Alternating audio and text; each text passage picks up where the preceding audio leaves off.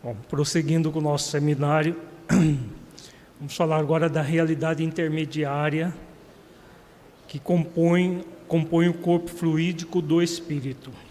O perispírito com características semimateriais, etéreas, sendo ao mesmo tempo constituído de energia eletromagnética e de matéria em estado etéreo, funcionando como um intermediário entre o espírito, a essência e o corpo, tendo por isso atributos de ambos. Nas obras básicas nós temos as descrições que Allan Kardec faz do perispírito, e é colocado muito claro que o perispírito ele é uma variação do fluido cósmico universal. Ele é matéria, mas em estado sutil, num estado etéreo, mas continua sendo matéria. Por isso que o perispírito sofre as ações do desamor que provém do próprio espírito. Então, o espírito que, por algum motivo, cultua o desamor, vai influenciar na matéria do perispírito, que, por sua vez, influencia na matéria do corpo. O perispírito é composto por várias camadas. Quanto mais próximo do espírito, mais etéreo é o perispírito. E quanto mais próximo do corpo, mais materializado se apresenta. Então, são várias camadas, tem chamado o duplo etéreo, tem o corpo mental. Então, quanto mais próximo do espírito, mais sutil; quanto mais próximo do corpo, mais materializado. Nele estão os 7 chakras principais e também os secundários. Esses centros de força são os responsáveis pela distribuição e transformação dos influxos energéticos essenciais. Os chakras, então, os centros vitais, são órgãos do perispírito, não são órgãos do corpo físico. No corpo físico, nós temos os plexos nervosos e as glândulas, como são diretamente ligados ao corpo fluídico por meio dos chakras. A realidade física corresponde naturalmente ao nosso corpo físico, é a forma mais condensada na qual a matéria se encontra colapsada. Esse termo colapsado porque, na verdade, o que acontece? Tudo é energia. A própria matéria, a partir das descobertas de Einstein, descobriu-se que matéria é energia. Tem a célebre equação E igual a m vezes c ao quadrado. Energia igual matéria, massa, vezes a velocidade da luz ao quadrado é igual a energia. Quanto mais materializada é a energia, ela fica colapsada, e aí acontece essa matéria que nós chamamos de matéria bruta. Mas se nós mergulharmos o nosso próprio corpo no microscópio eletrônico, nós vamos chegar até os átomos, que são praticamente pura energia em movimento. Então, na verdade, tudo é energia. Por isso que o corpo ele é tão sensível às alterações energéticas. Quando nós equilibramos as energias por meio das virtudes, geramos saúde no corpo. Quando desequilibramos as energias por meio dos sentimentos egóicos, nós criamos desequilíbrios no perispírito, por sua vez, desequilibramos o corpo também. O intercâmbio entre a realidade física e a realidade essencial causal, que dá origem ao corpo, é realizado pelos 5 sentidos sensoriais, que imprime suas sensações no corpo intermediário, repercutindo após na realidade essencial. Por sua vez, tudo o que acontece na realidade essencial repercute no corpo também por meio do corpo perispiritual. Há, na verdade, uma interpenetração entre eles. Então, essa separação entre corpo, perispírito e corpo físico é apenas didática. Na verdade, o que nós temos? As energias fluindo do espírito para o corpo e vice-versa, por meio do corpo fluídico do espírito, perispírito. Tudo que acontece com o nosso corpo repercute nos sentidos sensoriais. Por isso que os benfeitores colocam na questão que nós vimos, que as manifestações sensoriais, né? Os centros vitais estão ligados às manifestações sensoriais. Então, as manifestações sensoriais acontecem pelos 5 sentidos: visão, audição, tato, paladar, olfato. Então, nós temos esses 5 sentidos sensoriais. Tudo o que acontece no nosso corpo, por exemplo, se alguém nos tocar na ponta do dedo mínimo do pé, né, esse toque se manifesta através do tato. E nós vamos sentir o toque dessa pessoa no nosso dedo mínimo do pé. Quem é que sente? Quem é que sente que alguém tocou no nosso dedo mínimo do pé? Vamos supor que você esteja deitado, é meia-noite, e aí você sente um calafrio e alguém tocando no dedinho do seu pé. Você se deitou, está lá numa boa e alguém toca no dedo do seu pé. Quem é que vai sentir isso? Quem vai sentir é o espírito. A partir do tato, desse sentido sensorial, que tem os receptores nervosos no dedo. Esses receptores nervosos captam imediatamente, por uma fração de segundo, chega até o cérebro, mas não é o cérebro que decodifica, estão pegando no meu pé. Quem decodifica é o espírito, apesar das neurociências dizerem que é o cérebro. Mas não é o cérebro que sabe, olha, pegaram no meu pé, pode ser um espírito desencarnado, deixa eu sair correndo. Quem vai dar o impulso para você sair correndo é você, espírito, se você tiver medo de espírito. Se você for um médium já acostumado a tudo isso, você fala, vira do lado e continua dormindo. Então, é assim que funciona. Dos sentidos sensoriais para o espírito e do espírito para o corpo. Se você vai se levantar e sair correndo desesperado ou não, quem vai comandar isso tudo não é o seu cérebro, não é o sistema nervoso, não é o tato, é você, espírito. Se você tiver medo de espírito ou não, você faz isso. É importante lembrar que essa abordagem é apenas didática. pois é impossível delimitar onde termina o espírito e começa o perispírito, e onde esse termina e começa o corpo. A delimitação que fazemos tem por fim facilitar a compreensão da existência desses 3 níveis de energia, para que possamos compreender, por exemplo, que as doenças são resultado do uso inadequado das energias, isto é, são geradas pelos equívocos que cometemos por rebeldia ou ignorância em relação à vida e à sua finalidade. É aquilo que nós já comentamos amplamente, né? É o espírito que, por rebeldia ou ignorância da realidade da vida, que também é uma forma de rebeldia, de não buscar o conhecimento da realidade, que gera todo o processo de equilíbrio ou desequilíbrio, né? Então, o uso inadequado das energias produz doenças. O uso adequado das energias produz saúde. Falando.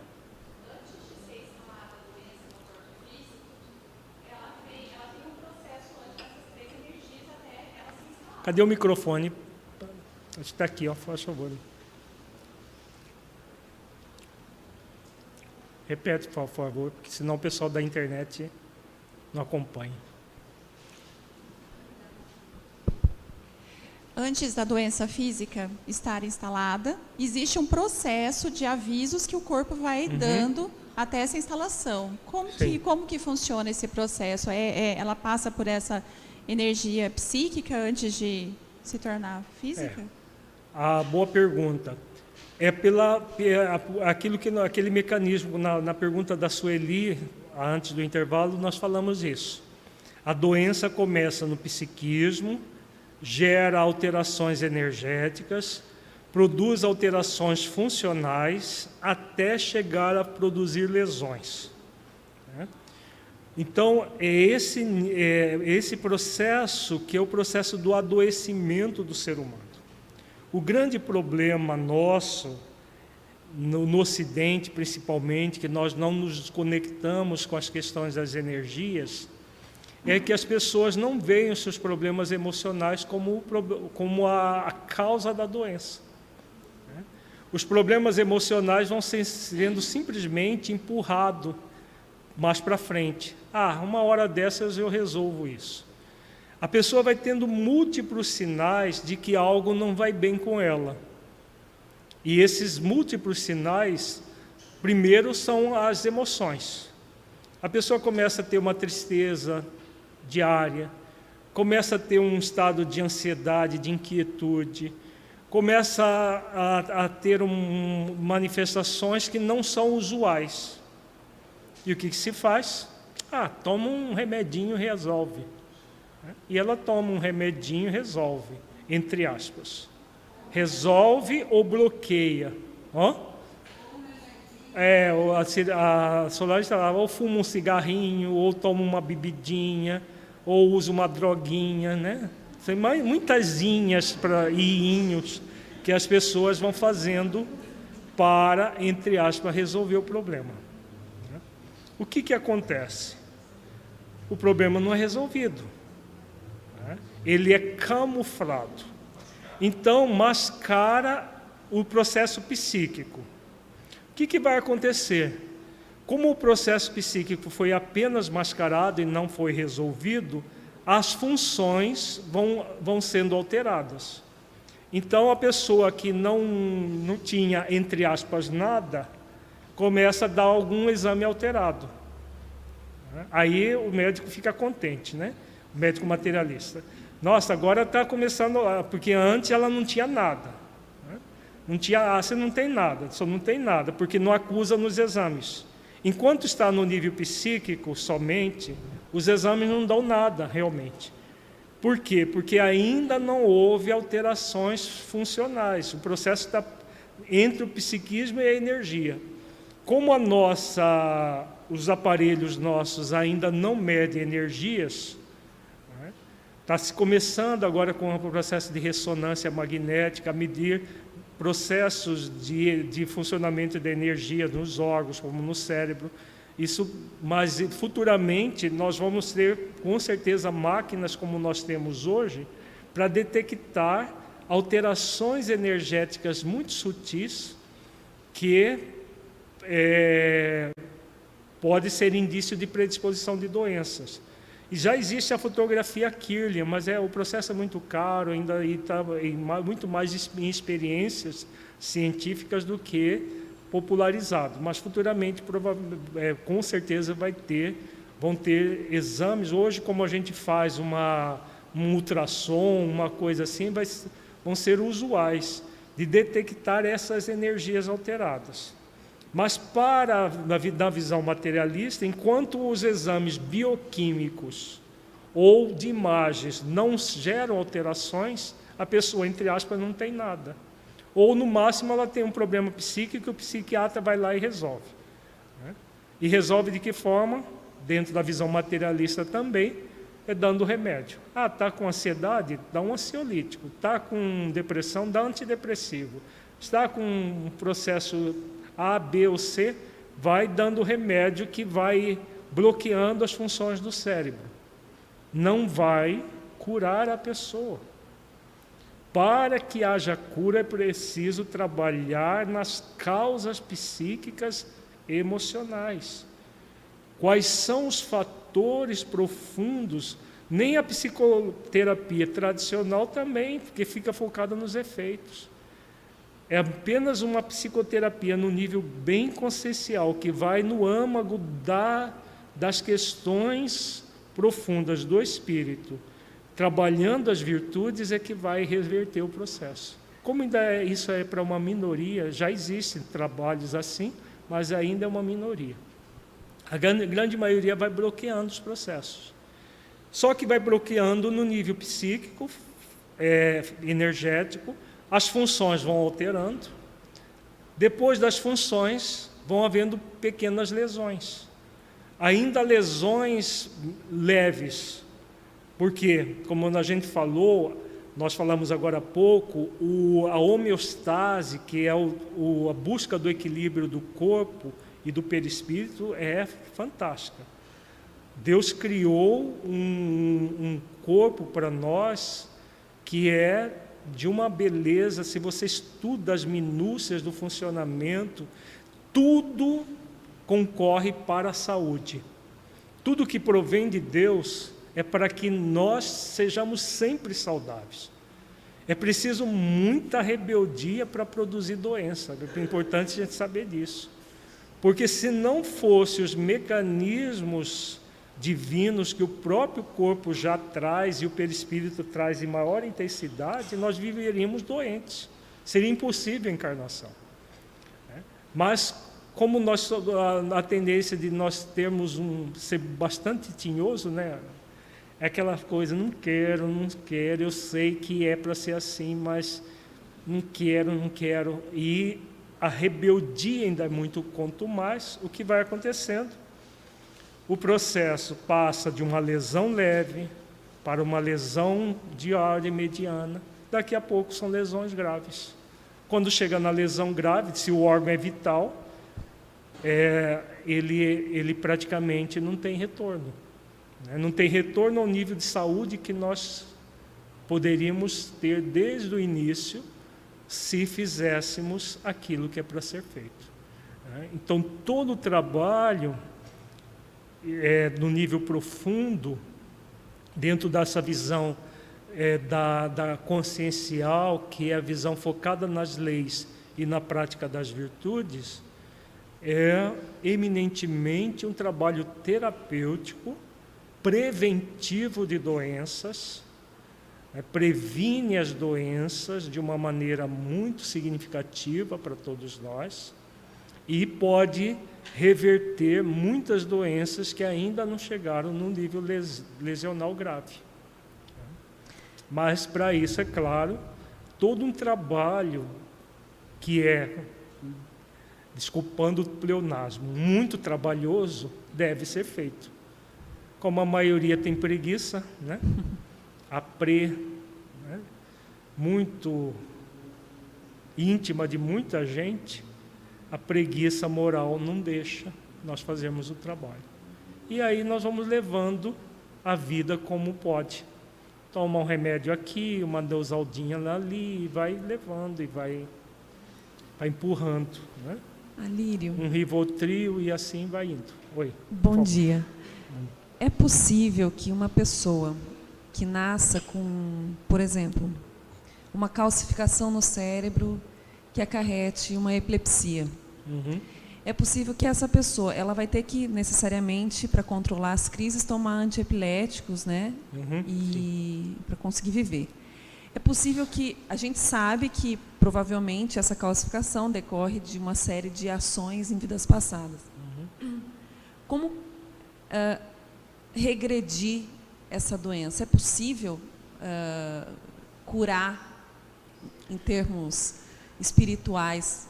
Eu sei que sim, mas como fazer para regredir essa doença? É um processo inverso. Você nasce com, como morrer sem? Para regredir um processo de ordem ligado à lei de causa e efeito, é com o tempo. É fundamental que a pessoa se veja como um espírito imortal. Dentro da visão imortalista, toda doença é curável. Não necessariamente nesta existência. Nós somos espíritos imortais. Como espíritos imortais, em algum momento, uma pessoa que nasce com uma calcificação no cérebro e tem um processo epiléptico, e essa doença está vindo do seu passado espiritual. Ela já trouxe isso de uma forma congênita. Então, somente num novo corpo que ela vai produzir a cura, o final da cura. Mas o processo do início da cura deve começar, não pode somente, deve começar aqui agora. Então, dependendo da forma como ela recebe a doença, aquilo que falávamos agora há pouco. Se ela recebe a doença com revolta, olha, todo mundo é normal, menos eu, e se revolta, o que acontece? As convulsões que ela vai ter vão ser muito mais violentas, muito mais intensas do que poderia. Porque ela está no movimento de rebeldia frente à doença. A doença não é vista como um mecanismo para que ela se reeduque. É visto como um processo de estorvo da vida dela.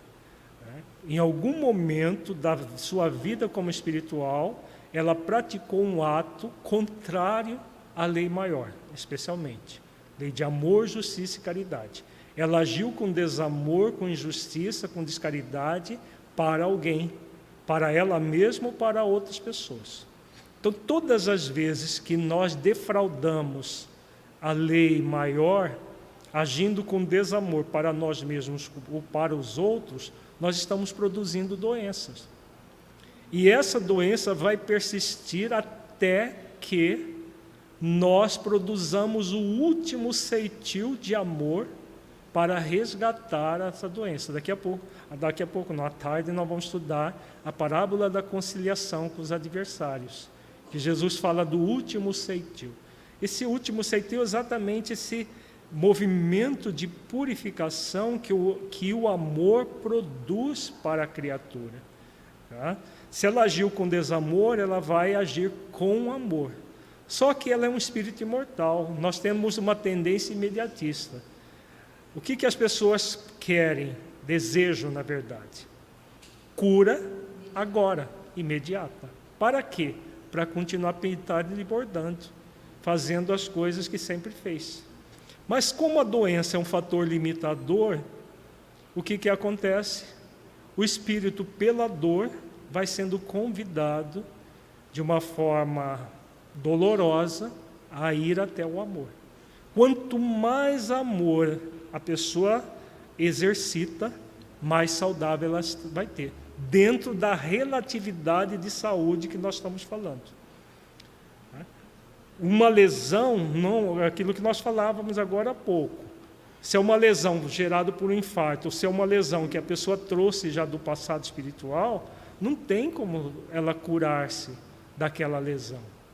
Agora, tem como viver de uma forma bem equilibrada para que a doença tenha maior repercussão possível? Sim. Isso que é saúde espiritual. A doença sendo utilizada para que a pessoa se torne mais saudável. Então o espírito pode terminar a encarnação muito mais saudável do que ele entrou para ela, mesmo com a doença do corpo. Deu para entender isso? Então é isso que é o grande objetivo da doença na nossa vida. Deus permite que a doença aconteça para que nós nos tornemos mais saudáveis enquanto espírito. E quanto mais saúde o espírito desenvolver, mais saudável vão ser as encarnações futuras. Porque se no passado nós produzimos as causas das lesões que trazemos, hoje nós, fazendo esses esforços e virtudes, nós estaremos produzindo os corpos mais saudáveis no nosso futuro espiritual.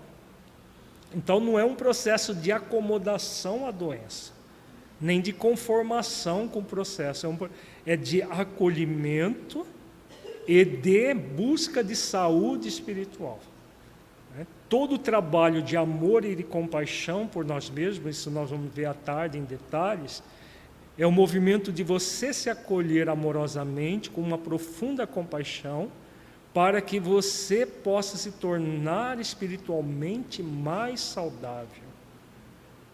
E aí, com isso, a doença vai tomando uma destinação cada vez maior de ser um instrumento de saúde. Mesmo que a pessoa permaneça com a doença, ela vai ser minorada, diminuída. Então, por exemplo, no caso colocado, as crises epilépticas podem se tornar menores, pode espaçar o tempo entre uma crise e outra. Tudo isso pode acontecer, de acordo com o esforço que o espírito faz.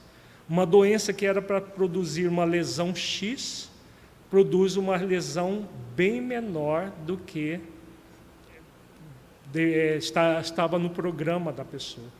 Nós vimos no estudo reflexivo, na semana passada, um caso assim, de uma pessoa que trouxe uma doença na pele congênita que era para alastrar pelo corpo da pessoa, um caso que está no livro Ação e Reação de André Luiz, e esse é o Adelino Correia.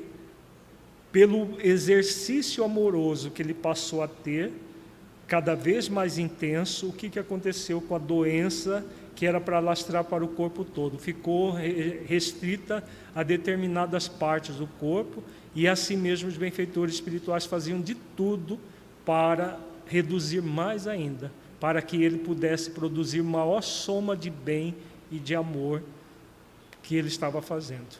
É assim que funciona a vida. É aquilo que o Jesus ensina. Deus não quer a morte do pecador, mas a morte do pecado. A doença é apenas um fator limitante para que o espírito se torne mais saudável. Se ele se torna mais saudável, por que permanecer doente? É claro que existem doenças e doenças, né? Uma doença da pele é muito diferente de uma calcificação cerebral. Então, são processos que podem se reverter em maior grau, outros em menor grau. Mas a cura, falar em cura para num espírito reencarnado num planeta de expiações e provas, é um processo que vai demandar tempo evolutivo. Então, não é numa encarnação que a gente se cura, é em várias encarnações. Qualquer processo diferente desse, a pessoa falar assim, vamos num centro espírita tal lá, que lá eles fazem cura, né? Tem gente que ainda acredita nesse tipo de coisa e fica atrás da cura do corpo e o espírito continua doente, né? Nós estamos num seminário que trabalha a questão da saúde no nível mais profundo. Se em vez de oferecer o seminário para trabalhar amor e compaixão, nós oferecêssemos cura, será que daria para fazer nesse salão esse trabalho? Não, vocês vão lá e vão ser curados de todas as doenças. Precisaria fazer no estádio de futebol, né? Chamar lá, alugar a Arena Pantanal para a gente fazer o evento, né? Porque trabalhar as causas ainda é para poucos. A maioria quer se livrar dos efeitos. Para quê? Para produzir mais causas dos problemas, né? Não para curar de verdade, porque a verdadeira cura é no espírito. Oi.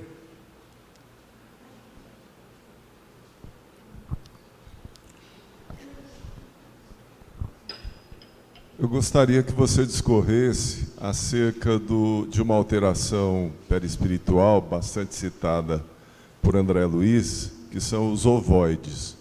Que tipo de comportamento, que tipo de ação leva a essa deformidade e como se dá o processo de reversão para a forma humana? Segundo na literatura, o André Luiz, Filomeno Miranda aborda essa questão. A ovoidização acontece comumente por 2 tipos de processos.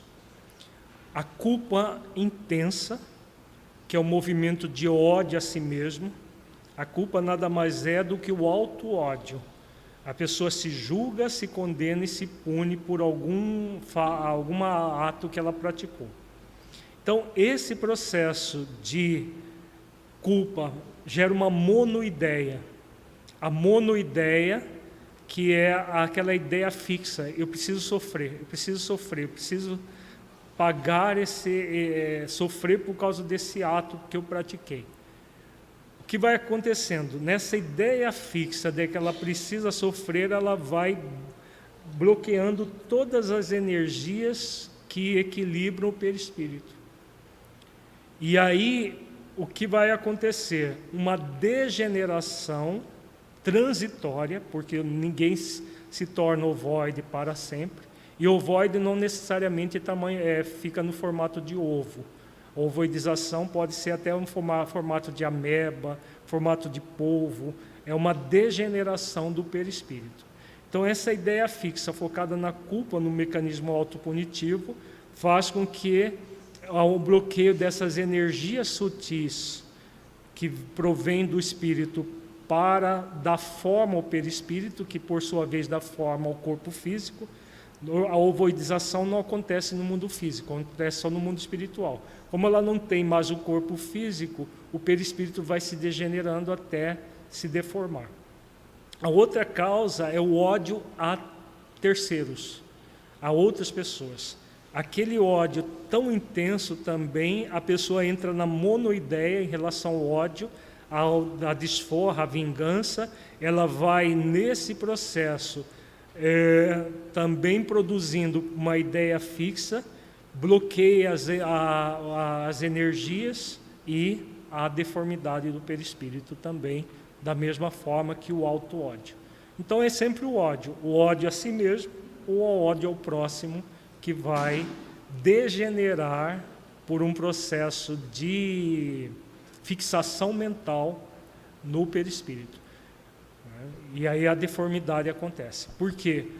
O perispírito vai ter a forma humana pelo próprio espírito equilibrado. Quanto mais humanizado é a pessoa, mais sutil é o perispírito.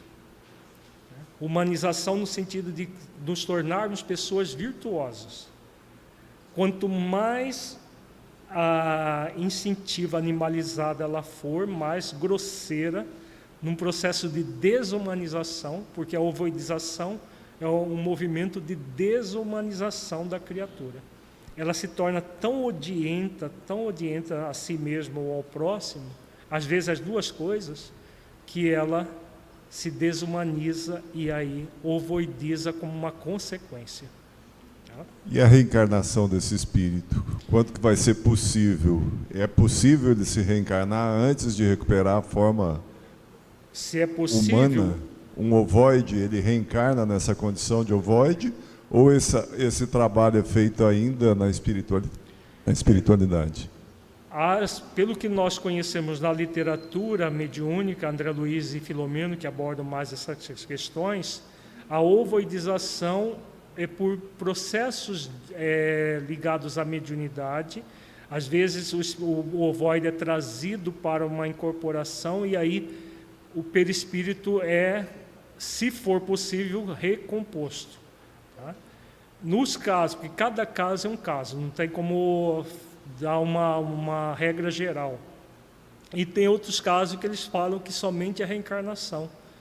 Um novo corpo é que vai, e comumente são corpos com alterações, né, deformados, com deformidades, porque o próprio perispírito está deformado, e aí essas deformidades surgem.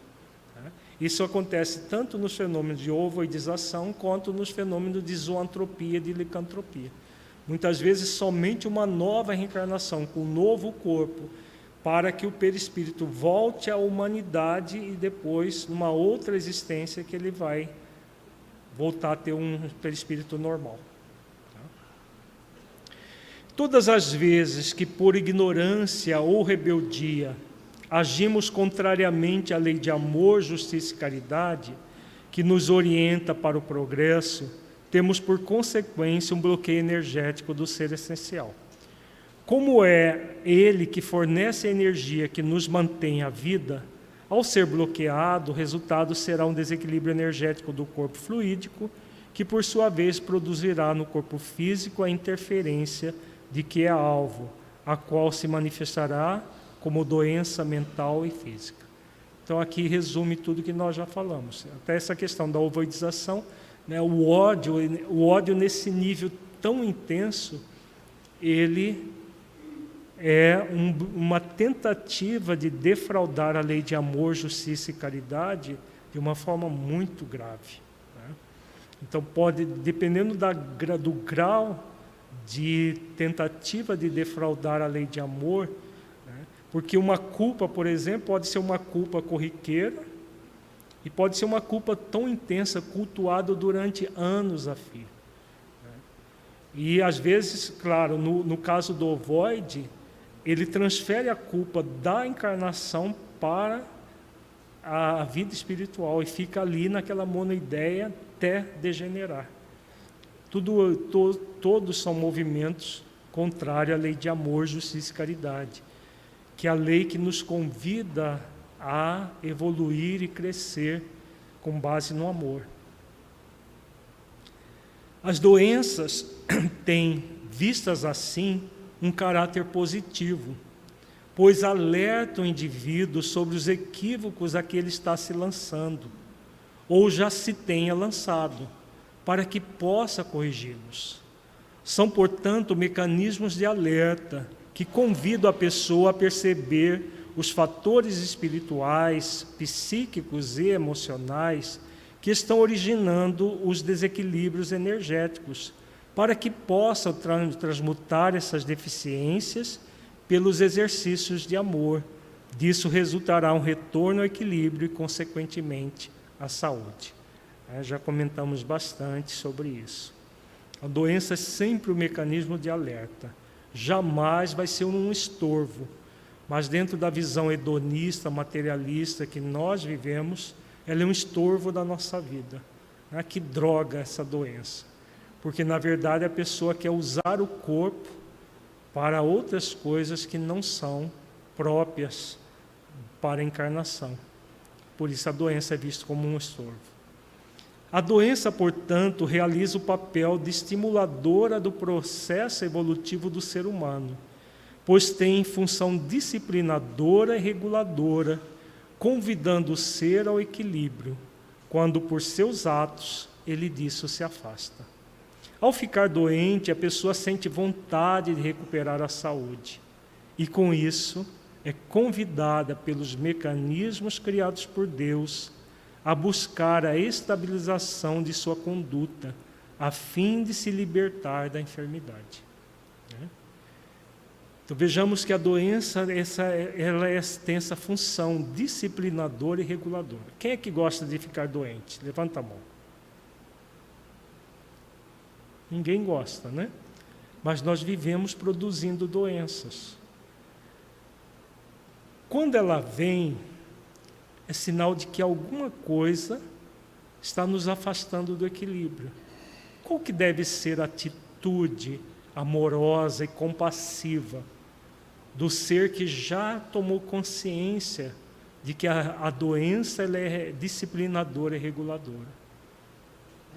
A atitude amorosa e compassiva é buscar nos disciplinar, buscar utilizar a doença como um instrumento para encontrar a saúde. Então, a pessoa sente a vontade de recuperar a saúde. Até as doenças karmáticas, essas que provêm do passado espiritual, têm esse objetivo. A pessoa que traz uma doença de forma congênita, ela passa a vida toda querendo a saúde daquele órgão que ela danificou em algum momento da sua experiência evolutiva. Então, a vida inteira, se ela não se revoltar, porque se ela se revolta com a doença, o que acontece? Ela se agrava. A própria doença no corpo físico se agrava e a doença que originou se agrava também, a doença do espírito se agrava. Porque se a doença foi causada por um processo de defraudar a lei de amor, justiça e caridade, esse movimento desamoroso, recebendo a doença com rebeldia, agrava o processo. Em todos os níveis, agrava lá no espírito, agrava psiquicamente, funcionalmente, até chegar no corpo físico. Então, vejamos sempre dessa maneira. Isso é a essência do amor e da compaixão. Qualquer doença que você tenha, até uma simples gripe, um simples resfriado, melhor dizendo, é um sinal de alerta, disciplinadora, reguladora. Se você está tendo resfriado de repetição, presta atenção na forma como você está vivendo. Qualquer infecção repetida às vezes é sinal de que algum desequilíbrio energético você está vivendo. Não é simplesmente para você tomar antitérmico e ficar ali blasfemando, irritado por causa da doença. É para que você analise o que está acontecendo com você. É um convite, para que nós analisemos as coisas de uma forma mais saudável, desde uma simples doença infecciosa até doenças mais sérias. Se você está tendo uma rigidez articular, está tendo dores na articulação, antes que esse processo vire uma artrite reumatoide ou um processo assim, observe o que está acontecendo com você. Você provavelmente está tendo uma rigidez emocional muito grande. E nessa rigidez emocional muito grande, você enrijece todas as células do seu corpo, que vão acompanhar a sua rigidez. As coisas funcionam nesse nível. É assim que doença é criada e é assim que a saúde é criada. Qualquer movimento fora disso são ilusórios. São apenas paliativos. Que são paliativos, claro, o paliativo é muito útil no nível evolutivo que nós estamos. Nós ainda precisamos muito de todos os instrumentos paliativos que a medicina criou. Mas é importante aqueles de nós que já conhecemos uma outra realidade não ficar só no paliativo. Buscar a cura real, fazer esforços para desenvolver a cura real, profunda. Neste seminário apresentaremos um caminho para o desenvolvimento da saúde, apontando para a utilização das energias sutis produzidas pelo espírito imortal nos chakras do perispírito. Aprender a mobilizar adequadamente essas energias por meio do autoconhecimento e com a consequente autotransformação é medida inadiável para todos nós. Então é o nosso convite. Vamos nas causas, né? Dá um show na preguiça moral e vamos trabalhar de uma forma bem operosa. Se eu estou sentindo isso, qual é o sentido disso? Não vou simplesmente buscar um paliativo e adiar a reflexão, né? Posso usar o paliativo. Você está com uma dor articular, é lícito tomar um anti-inflamatório? Sim. É lícito você buscar um acupunturista, um médico homeopata para trabalhar já no nível mais funcional, mais energético? Sim. Mas é muito bom que, ao mesmo tempo, você pergunte para você mesmo: o que eu estou produzindo de ações que está gerando essa dor? Essa dor é apenas efeito de uma causa.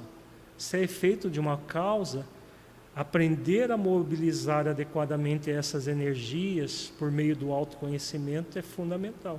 Se nós queremos realmente terminar a existência mais saudáveis do que entramos.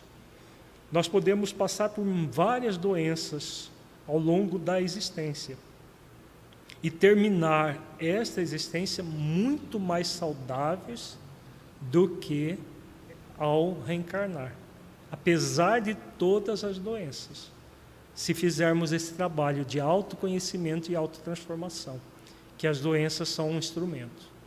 Agora, se o tempo todo nós focarmos a doença como estorvo, como algo que nos incomoda, que a gente tem que se livrar, sem ir nas causas delas, o espírito vai estar mais doente às vezes do que entrou.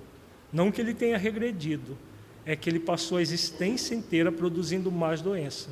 Então, além daquelas que ele já produziu no passado espiritual, ele produz novas doenças espirituais na existência atual, para a próxima existência. Como nós somos herdeiros de nós mesmos, tudo aquilo que nós produzimos no passado, nós estamos carregando agora. Tudo que nós produzirmos agora, nós levaremos para o futuro. Se produzimos saúde, ótimo para nós. Se produzimos doença, vamos derramar algumas lágrimas a mais para nos libertar delas. A função dos chakras é captar as energias provenientes de Deus e disponíveis a todas as suas criaturas para que possam vitalizar o corpo fluídico e, posteriormente, transmiti-las às células do corpo físico, gerando energia vital.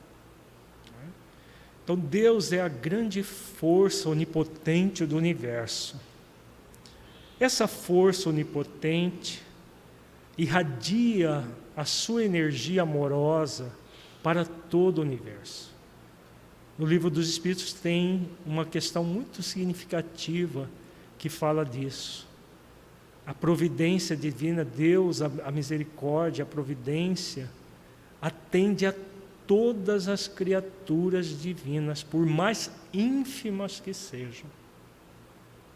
Um verme no solo está sendo provido por Deus, assim como um ser humano que já começa a entender o funcionamento do universo.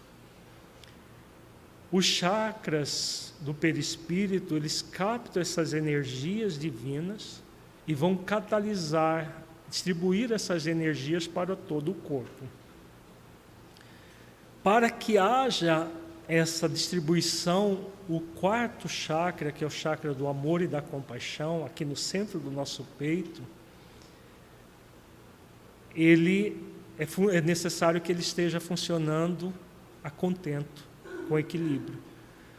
Então é o exercício do alto amor que vai permitir que essas energias fluam ou elas venham e fiquem bloqueadas. Por quê? É possível nós impedirmos que as energias do Criador se manifestem? Não. as energias que provêm de Deus são ininterruptas para todos nós. Agora, é possível que nós bloqueemos as energias que vêm de Deus para nós? Sim. O alto desamor produz isso. Nós falamos do ódio aos outros, desejo de vingança, nós falamos da culpa, que é o ódio a si mesmo. São processos que bloqueiam essas energias.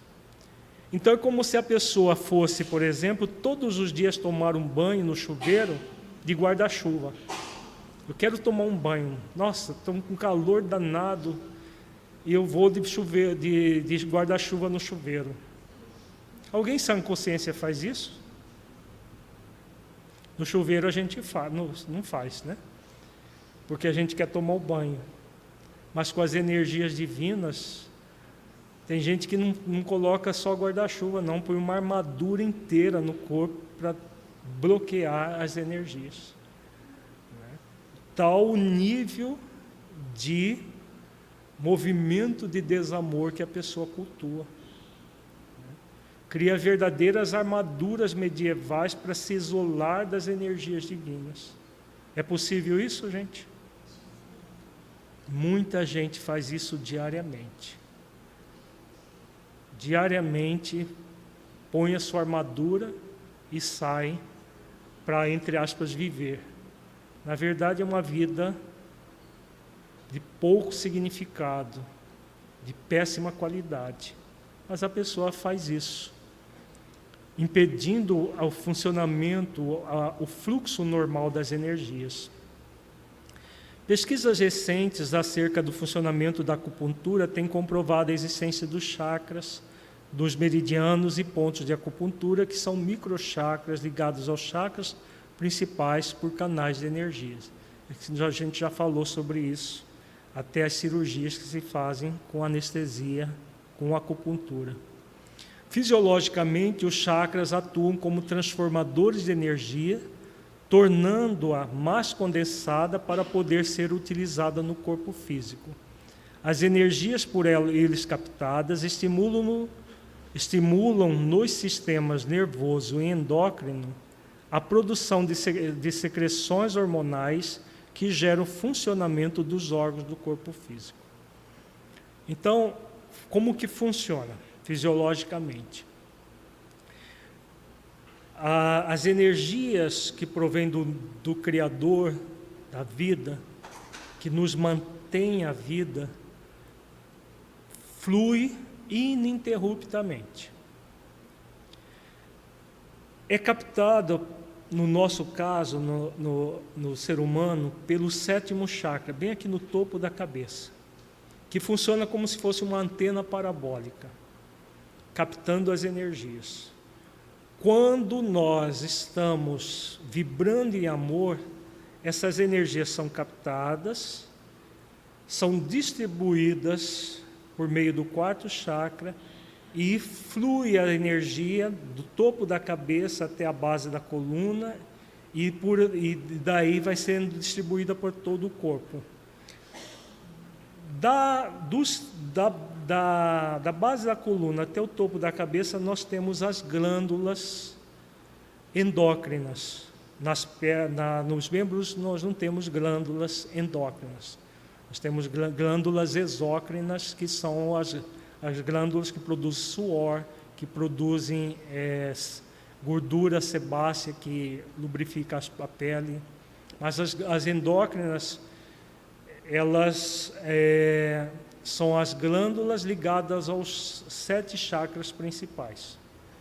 Então, nós temos, por exemplo, os testículos, ovários. Os testículos e os ovários são produzidos no abdômen. No caso do ovário, permanece no abdômen. No homem, os testículos descem até a bolsa escrotal, né, até a data do nascimento. Elas descem da posição onde elas são formadas e vão até a bolsa escrotal, porque os testículos precisam de uma temperatura 1 grau a menos do que o resto do corpo. Quando, por exemplo, por algum motivo de uma malformação congênita, os testículos permanecem no abdômen, o homem fica estéril, se não for feita uma cirurgia para retirar e colocar na bolsa escrotal.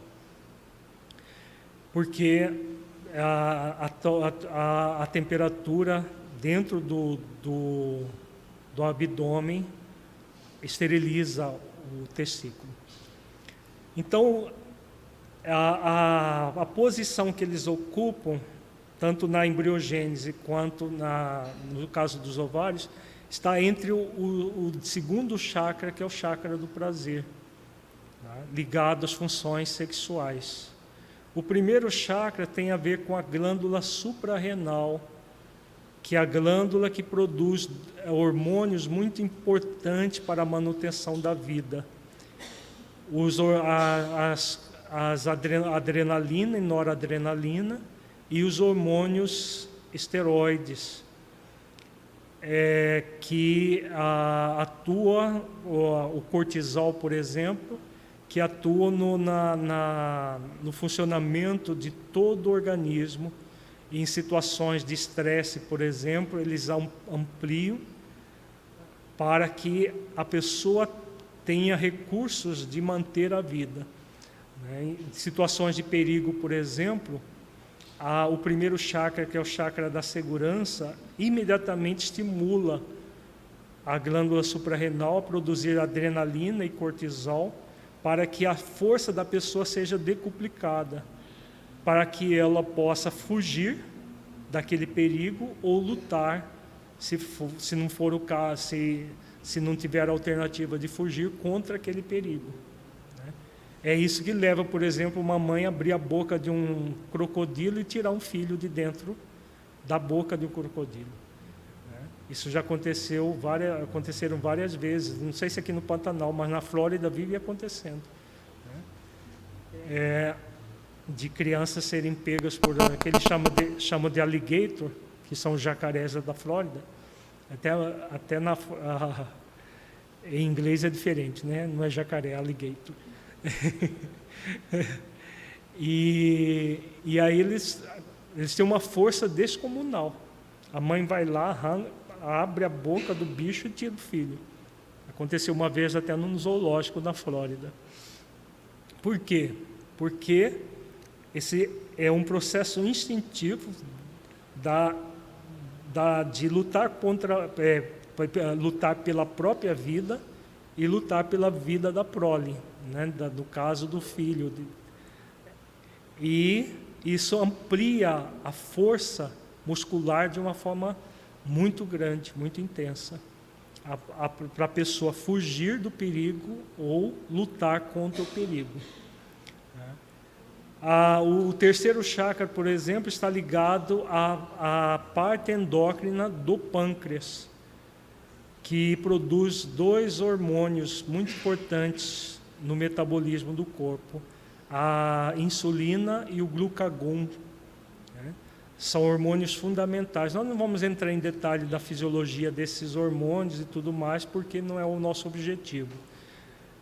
O que é importante saber é que cada chakra vai gerar um equilíbrio ou desequilíbrio de determinadas glândulas. O quarto chakra, por exemplo, está ligado à glândula timo, que é a glândula fundamental no funcionamento do sistema imunológico. Doenças autoimunes estão muito ligadas a processo de autodesamor, de autocobrança, de autoexigência, em que a pessoa entra num movimento profundamente autodesamoroso e desequilibra o funcionamento da glândula timo e, por sua vez, vai desequilibrar o sistema imunológico e pode chegar a produzir doenças autoimunes. Nós já falamos do quinto chakra ligado à glândula tireoide. O sexto chakra, aqui entre as sobrancelhas, está ligado à glândula hipófise. A glândula hipófise é a glândula que produz hormônios estimuladores de todas as demais glândulas do nosso corpo. Sem o funcionamento anormal da hipófise, produz desequilíbrios em todas as demais glândulas. Então, esse chakra, que é o chakra da intuição, da inspiração, quando bloqueado, produz alterações na glândula hipófise. E o 7º chakra, que é o chakra da transcendência, está ligado à glândula epífise, que é a glândula da vida mental, a glândula que está ligada aos fenômenos psíquicos e espirituais. Como a gente já falou, quem quiser mais detalhes da glândula epífise, a partir de terça-feira, nós vamos estudar pelo menos umas 10 ou 12 semanas o funcionamento dessa glândula e as repercussões na nossa vida mental. Então, somente para ilustrar que todo e qualquer desequilíbrio energético produzido por um processo emocional de ausência do exercício de determinadas virtudes vão produzir não apenas um fator psíquico, mas vai ser materializado isso tudo via sistema nervoso e sistema endócrino. Então, nós podemos produzir saúde pelos nossos hormônios, pelo exercício psíquico-emocional saudável e produzir doenças. Vai depender sempre de nós. É por meio do sistema endócrino que vai se materializar os princípios psíquicos e emocionais que provêm do espírito. Como os chakras são condensadores de energia, a energia mental do espírito está intimamente ligada ao seu bom ou mau funcionamento. Isto é, ao tipo de energia construtiva ou destrutiva mantida pelos pensamentos e sentimentos. Então, todo movimento, todo processo egóico produz energias destrutivas no nível do pensamento e do sentimento. Essas energias destrutivas são energias mentais de um poder muito grande. Por quê? Porque age sobre o sistema nervoso e que vai repercutir no sistema endócrino, produzindo, dependendo da glândula que está sendo mal estimulada, desequilíbrios vários no corpo. Por exemplo, um pensamento, vamos voltar àquela questão da culpa. A pessoa que vive no movimento de culpa, ela vive pensando, mas por que eu fiz isso? Eu não podia ter feito isso, eu sou uma pessoa execrável, eu sou uma pessoa má, eu sou uma pessoa que merece sofrer. Tudo isso é pensamento. O que vai acontecer no nível do sentimento dessa pessoa? Um alto desamor muito grande, um sentimento de menos-valia, um sentimento de que ela é realmente uma pessoa execrável, que ela merece sofrer. Então, são sentimentos extremamente destrutivos. O que vocês acham que pode acontecer no corpo fluídico e no corpo físico dessa pessoa? O cardápio, como a gente disse, é enorme, de possibilidades. E comumente, o que acontece? Como a homeostase, que é esse mecanismo criado por Deus para a manutenção da saúde, ele é muito intenso, nós não temos doenças no corpo todo, porque se dependesse do nosso psiquismo, nós teríamos doença no corpo todo e seria impossível a vida.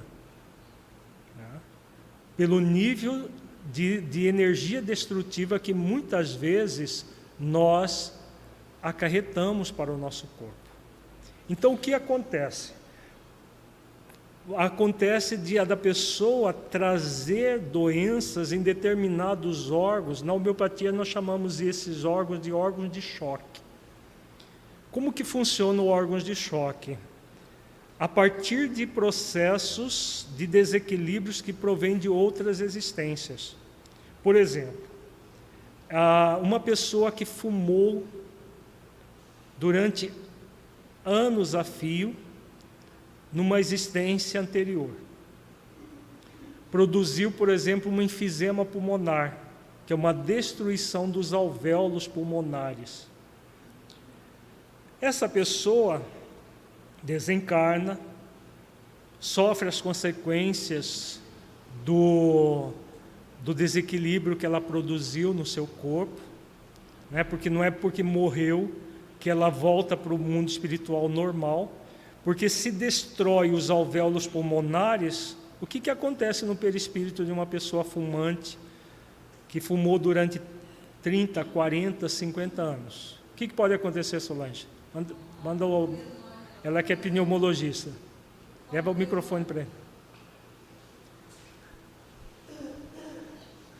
E com lesões no corpo espiritual, ela pode nascer com enfisema congênito. Isso, pode vir com asma, outras doenças respiratórias, com convites a nessa encarnação desenvolver virtudes, humildar-se, criar um novo comportamento. Com a lei de liberdade, podendo escolher ou não mudar o comportamento. Exatamente. Então a doença não vai ficar restrita no corpo físico, né? Esse ato desamoroso que ela produziu afeta intensamente o perispírito. E aí o órgão de choque para uma próxima existência vai ser qual? Pulmão. Pulmão. Todo o sistema respiratório, porque todo o sistema respiratório sofre muito numa situação como essa. Então, desde criança, a pessoa pode se manifestar, desde criança, uma bronquite, uma asma, né? Ou pode já nascer como um enfisema congênito, como a Solange falou. Dependendo da gravidade das lesões que ela traz, pode trazer predisposições a doenças muito sérias no sistema respiratório. Se a pessoa for acolher a doença como um alerta e um instrumento para se tornar mais saudável, o que pode acontecer? Ela, com esse esforço mental, emocional, espiritual, ela pode reduzir as crises de asma vão reduzindo, ela pode reduzir processos, se não for um processo congênito, né, como o enfisema congênito, ela pode reduzir bastante as doenças que tem.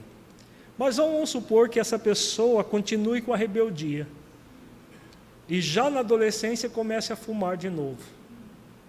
Pode vir o câncer de pulmão e outros convites aí, né? Vão vir situações muito mais sérias, cânceres, o enfisema já começa de uma forma bem grave. Por quê? Ela está repetindo o processo. O órgão de choque já está sensível e ela continua produzindo ações psíquicas, emocionais e físicas para destruir o órgão. Isso é válido, por exemplo, para um alcoólatra que lesa o fígado e renasce com uma predisposição a uma doença do fígado. Isso é válido também quando nós produzimos o mal do outro. Vamos supor que uma pessoa tenha matado alguém a punhaladas no coração.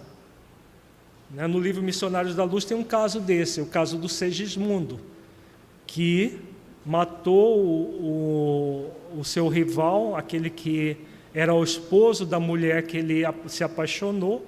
Para ficar com ela, ele matou o rival a punhaladas. Deu uma punhalada que atingiu o coração.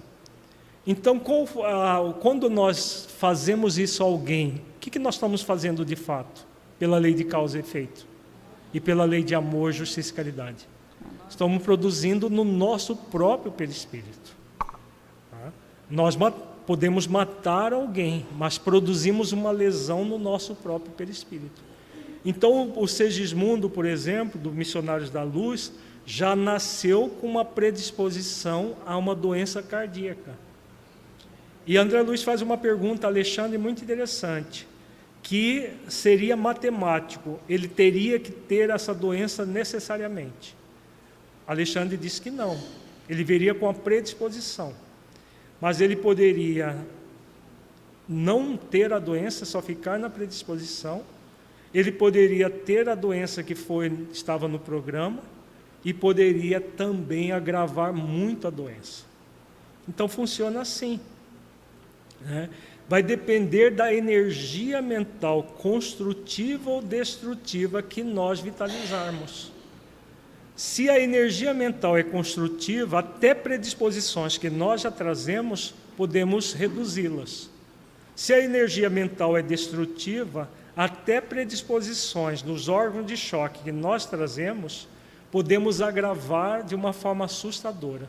Tá? Tem perguntas, Solange? Pode fazer. Essa reflexão significativa, né, que Jesus, como nosso guia e modelo, nunca teve nenhuma doença, é óbvio. E que nós, quando temos convites de desenvolver virtudes, mudar o nosso comportamento diante de situações desafiadoras da vida, a gente entra nesse movimento de rebeldia, não lidando como aprendiz, né, a humildade e a mansidão, e a gente continua nesse processo de produzir doenças e dentro disso desenvolver virtudes para trabalhar a nossa autotransformação. É o convite, né? O convite de construir uma energia mental que realmente seja construtiva, que seja educada, que seja equilibrada, e não continuar com a destrutividade.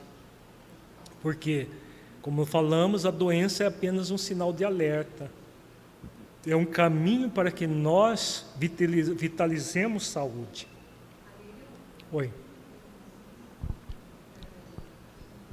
E quando a criança, por exemplo, nasce numa família em que os pais fumam muito, ela é, no caso, o fumante passivo, que chamam, né? Sim. Ela também pode, no perispírito dela, registrar isso e deformar, danificar o perispírito? Como é que fica? Se a criança de filhas de pais fumantes pode danificar o perispírito, não só o perispírito, mas o corpo físico também. E como que fica? A responsabilidade dos pais. E agora, esse espírito seu ali não foi por acaso, também vem tudo isso, né? Claro. Ninguém nasce em alguma família por acaso. Se os pais agem com irresponsabilidade, a criança não está sofrendo por acaso. Claro que toda a responsabilidade dos pais se agrava muito, porque eles não estão destruindo a própria saúde, estão destruindo a saúde dos filhos também. Né? Isso é muito grave do ponto de vista da lei de responsabilidade. Mas Deus permite, né?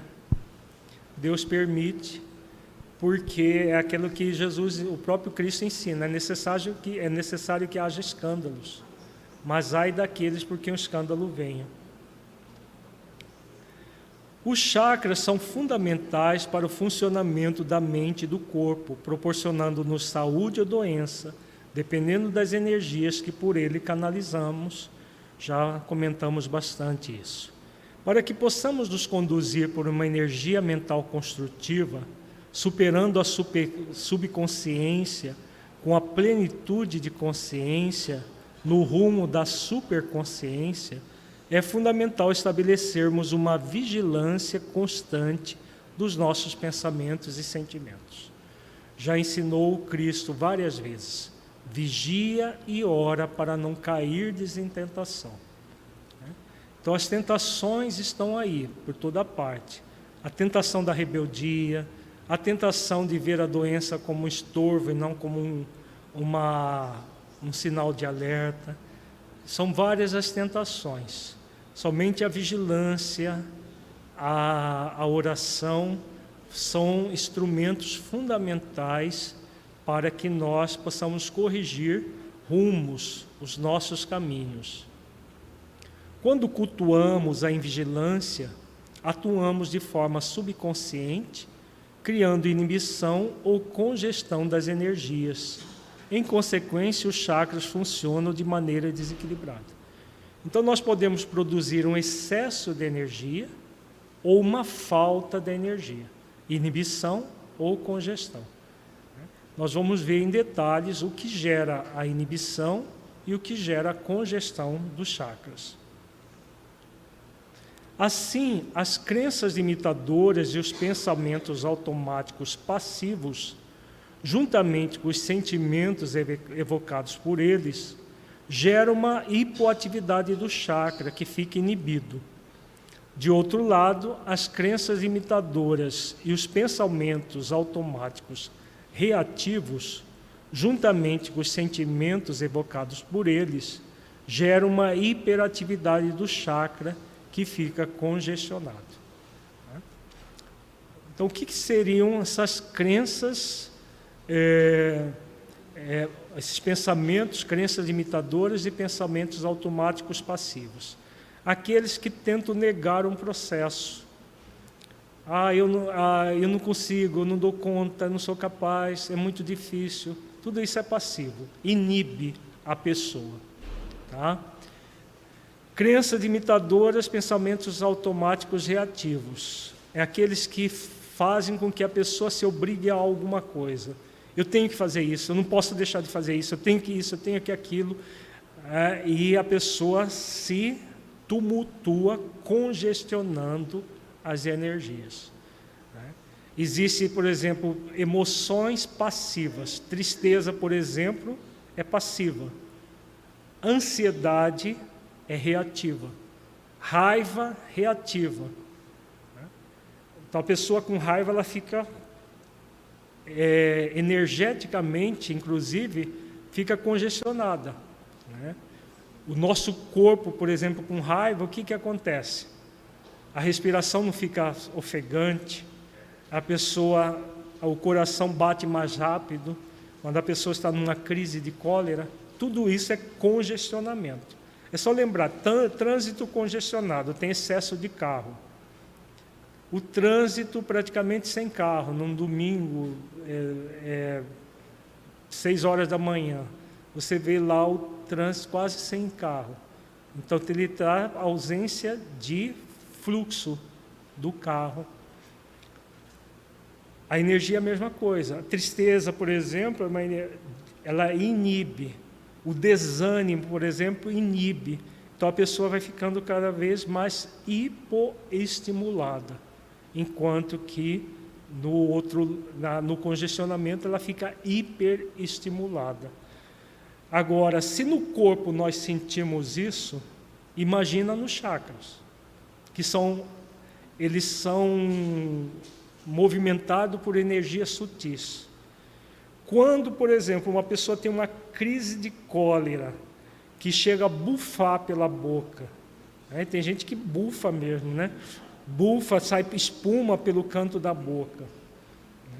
Quando o corpo físico se ressente dessa maneira, imagina o que está acontecendo lá no nível sutil, nos chakras.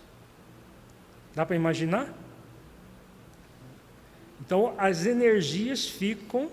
O chakra que tem um movimento, eles têm um movimento em espiral, no sentido horário, e tem um movimento de expansão e de contração. Eles ficam igual um furacão quando estão congestionados. É tanta energia que fica ali e os bloqueios energéticos ficam intensos. Quando inibidos por sentimentos como tristeza, desânimo, desespero, o que vai acontecer? As energias não circulam, ficam ali como se fosse, sabe, aqueles aparelhos antigamente que tocavam o disco numa rotação diferente, Você pegava um disco de 33, acho que os jovens nem sabem o que é isso, Mas o pessoal da minha idade para cima sabe muito bem. Você pegava um disco de 33, punha para rodar em uma rotação de 78. Ele ficava aquela coisa assim bem... Vocês pesquisam, os jovens pesquisam na internet, vocês vão encontrar como que funcionava ou não funcionava. Então, a voz não saía, a voz ficava aparecendo da voz de bêbado. Aquela rotação bem diferente do que eu deveria fazer. Eu sou do tempo da eletrola, tinha eletrola na sala, que era um monstro desse tamanho, que ficava em local de destaque na sala, né? Antes até da televisão. Então, faz 60 anos, né, esse ano. Então, é tempo para burro. E aí a energia fica inibida nesse caso, né? Então, o chakra não funciona, porque a energia está muito inibida. Num ele funciona demais, outro ele funciona de menos. Inibição de menos é hiperestimulação de mais, congestionamento.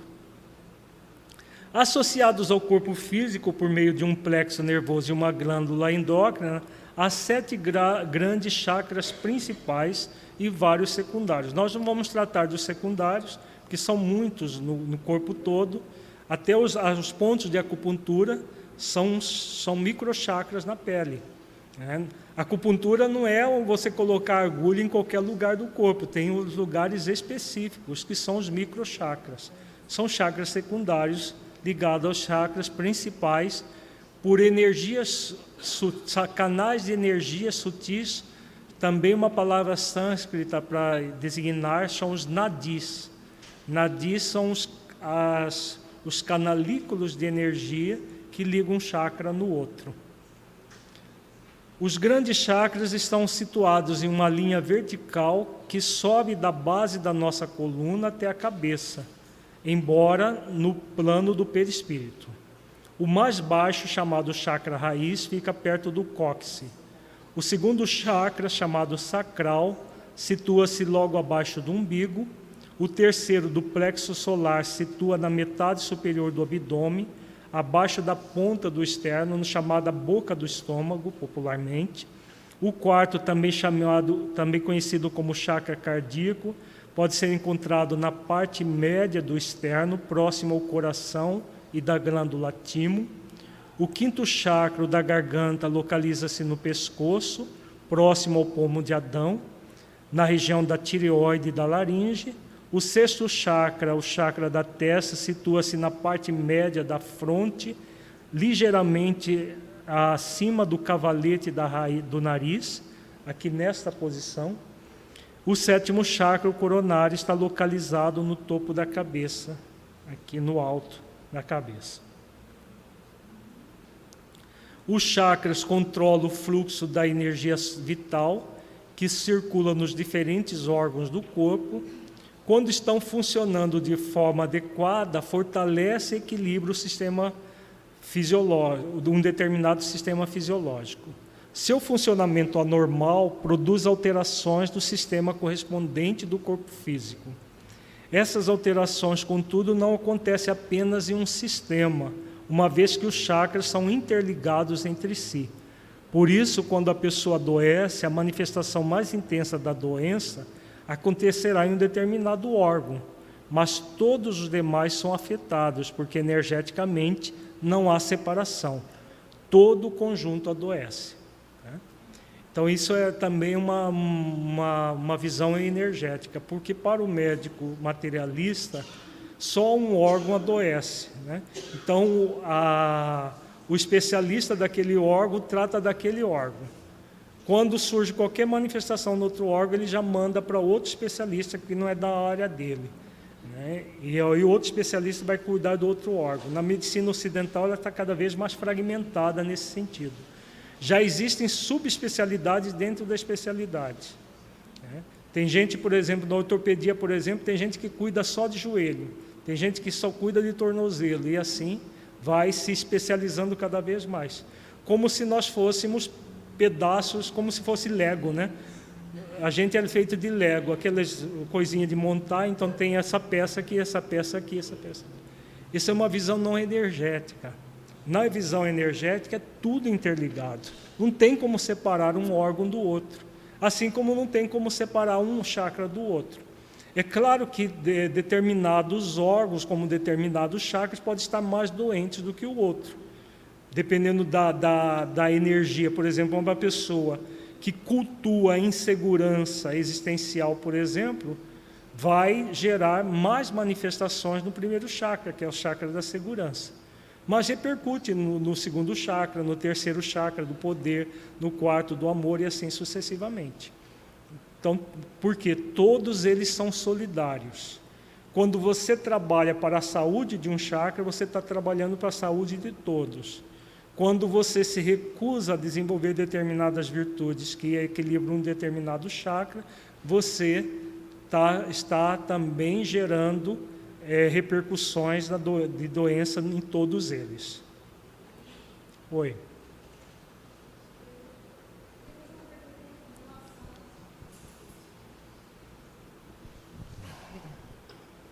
Em relação a essa questão do quinto chakra, questão do conhecimento, quando é que acontece o abuso do conhecimento em que trata esse chakra? Por exemplo, se a gente não tiver equilibrado, nós vamos estar no conhecimento em desequilíbrio, ou nós vamos estar desprezando o conhecimento. E esse abuso do conhecimento, Então, em que situação que ocorre?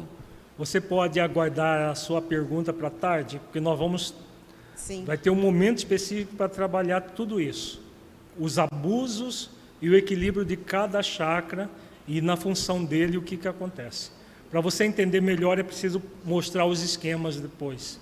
Alírio, mas você citou aí agora sobre todos os chakras. A fibromialgia está ligado a esse desequilíbrio total, porque dizem que é da ponta do dedão do pé ao fio do cabelo dói. Sim. Seria isso? A fibromialgia é uma doença ligada especialmente com o quarto chakra, porque ela está ligada a processos depressivos, a movimentos de um autodesamor. Comumente é o autodesamor, de algum nível. Comumente processos de culpa. Como nós temos fibras musculares no corpo todo, a dor da fibromialgia acontece no corpo todo. Devido àqueles mecanismos, o mecanismo da homeostase, da busca do equilíbrio constante do corpo, é muito incomum haver dor no corpo todo. Mas as pessoas que têm fibromialgia, elas falam assim que é uma dor que anda. Né? Ela anda pelo corpo. Uma hora está aqui, outra hora está ali, outra hora... Por quê? Pelos mecanismos que Deus criou para nos proteger de nós mesmos, felizmente, não dói tudo ao mesmo tempo. Para doer tudo ao mesmo tempo, é preciso que haja um exercício de desamor muito forte. É possível. A pessoa que o dia inteiro cultua o desamor pode chegar nesse nível. Ela já acorda, que droga, mais um dia. Aí, ela, para sair da cama, ela já reclama porque, tá doendo aqui, tá doendo ali, E desde a hora que acorda até na hora de dormir, ela vive reclamando da vida, reclamando de tudo e de mal com a vida. É possível ela até conseguir sobrepujar o mecanismo da homeostase e gerar dores no corpo todo ao mesmo tempo. Mas, comumente, ela produz dor à prestação, né? Uma hora dói aqui, outra hora dói ali, outra hora dói acolá e vai doendo e vai doendo. Por quê? Porque é um movimento contrário à vida. Isso do ponto de vista energético. Tá? Nós vamos ficar por aqui.